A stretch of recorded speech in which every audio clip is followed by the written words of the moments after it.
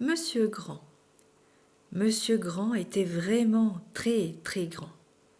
Jamais on n'avait vu quelqu'un de plus grand que Monsieur Grand.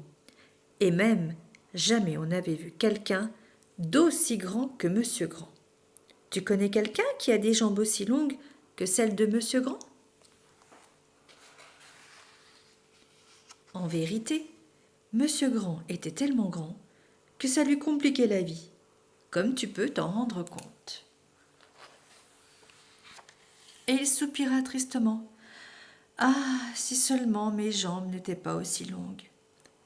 Un jour, il décida d'aller faire une promenade pour se changer les idées. Juste au moment où il enjambait un arbre, il entendit une voix. Une toute petite voix. « Bonjour !» C'était Monsieur Petit. Il était sous une marguerite, et Monsieur Grand ne le voyait pas. Alors Monsieur Petit cria de toutes ses petites forces. « Bonjour !» Mais quand Monsieur Petit criait de toutes ses petites forces, il ne faisait pas plus de bruit qu'une mouche qui éternue. Au bout d'un certain temps, Monsieur Grand finit tout de même par l'apercevoir. « Oh, c'est vous !» dit-il d'un ton las. « Mais vous avez l'air bien triste, dit Monsieur Petit. C'est à cause de mes longues jambes. Elles me gâchent la vie. »« Oh !»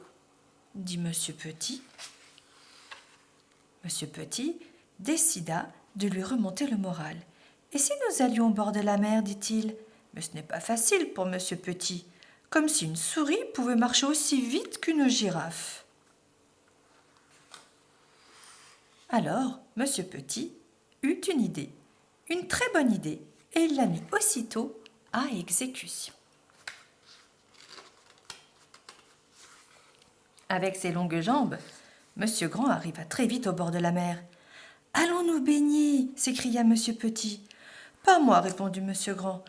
Avant que je trouve un endroit assez profond pour nager, je serai déjà de l'autre côté de la mer. » Pendant que Monsieur Petit se baignait, Monsieur Grand s'assit tristement au bord de l'eau.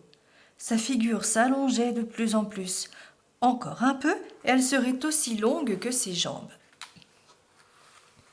Monsieur Chatouille vint à passer. « Bonjour, dit-il. Vous n'avez pas l'air joyeux. Vous voulez que je vous chatouille ?»« Non, merci, répondit Monsieur Grand. Ce que je voudrais, c'est d'autres jambes. Les miennes sont trop longues. »« Moi, c'est les bras, répliqua Monsieur Chatouille. Il ajouta d'un ton malicieux. « Mais ils sont bien commodes pour faire des chatouilles. » Et il alla chatouiller quelqu'un d'autre. Monsieur Curieux vient à passer. « Allons, allons, dit-il, qu'est-ce qui vous arrive? Vous avez du chagrin? »« C'est à cause de mes jambes, répondit Monsieur Grand. Elles sont trop longues. »« Moi, c'est le nez, répliqua Monsieur Curieux. Et il ajouta en riant, « Mais il est bien commode pour fouiner dans les affaires des autres. » Et il alla fourrer son nez ailleurs. Monsieur Glouton vint à passer. « Bonjour, dit-il, vous avez l'air bien malheureux. »« C'est à cause de mes jambes, expliqua Monsieur Grand. Elles sont trop longues. »« Moi, c'est les dents, répliqua Monsieur Glouton. Il ajouta, « Mais elles sont bien commodes pour croquer, croquer et croquer encore. » Et il alla chercher quelque chose à se mettre sous la dent. Monsieur Grand resta songeur. Il pensa au bras de Monsieur Chatouille, au nez de Monsieur Curieux et aux dents de Monsieur Gourmand. Alors il commença à sourire.